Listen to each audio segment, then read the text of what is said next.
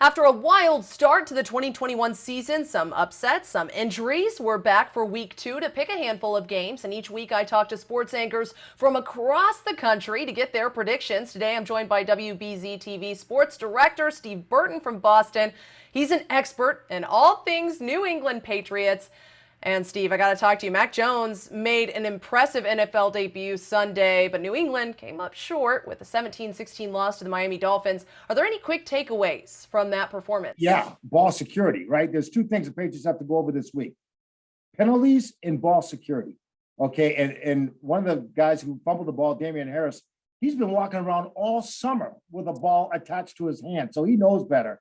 And then there's a rookie running back, Ramondre Stevenson, who fumbled the ball as well. Turnovers killed the Patriots. They had 4 fumbles and 2 for, they lost the football altogether. And then penalties. They penalized 8 times for 84 yards. That is so unpatriotic when it comes to Bill Belichick team. So they're going over that this week. They're going over structure. But the kid delivered. Mac Jones, you cannot blame this loss on Mac Jones. He went above and beyond, completed 74% of his passes. He was pretty much lights out and spot on.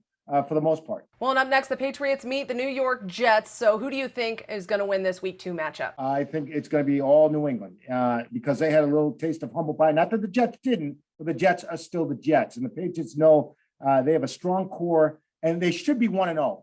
It wasn't that, last week that the Miami Dolphins beat the Patriots. Patriots beat themselves. And so they know going into this week, they can't afford to let that happen at MetLife Stadium. So it's a business trip for them. They know what they have to do. They know they're a better team than the New York Jets, and the Jets are coming off a loss as well. Steve, one other game I want to discuss with you today, the Buffalo Bills meeting the Dolphins. And I wasn't expecting a week 1 loss from Buffalo. I don't think anybody else was really expecting that either. So who's going to improve their record this week? Okay, that's an excellent point. Nobody was expecting that. And Josh Allen, the quarterback for the Buffalo Bills, just underperformed. I mean, here's a guy that everybody's expecting big things from. He signs a huge contract.